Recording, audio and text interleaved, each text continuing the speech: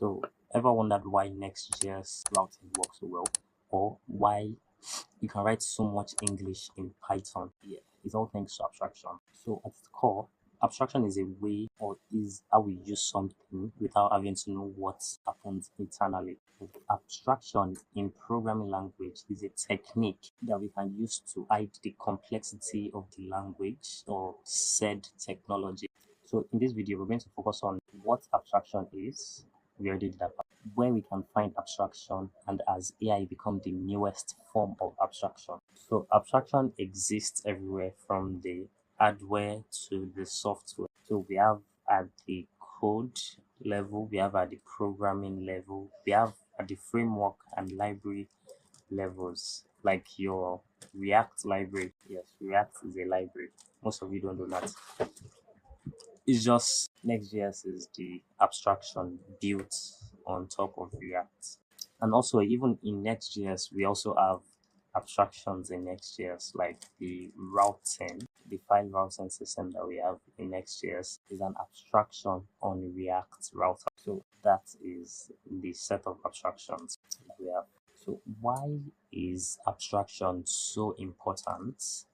Because without it, we won't have modern softwares, operating system, mobile apps, the internet.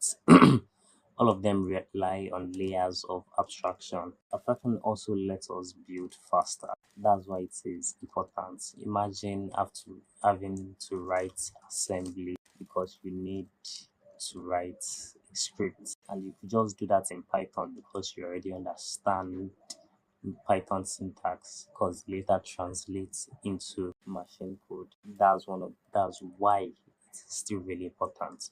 So the question is, has AI become the newest form of abstraction for us? In many ways, yes, actually. So AI tools even hide too much or enough complexity that you do not have to worry about it. I mean, like you can just start by coding a app that connects to your guitar, and because you're trying to get something to work and you didn't need to think about the abstractions. That's part of the abstractions, but there's a catch to this. So I think it's going to really matter to developers, especially because in as much as it hides the abstraction, we tend to understand what goes on in it. That's what makes us efficient. That's what makes us better.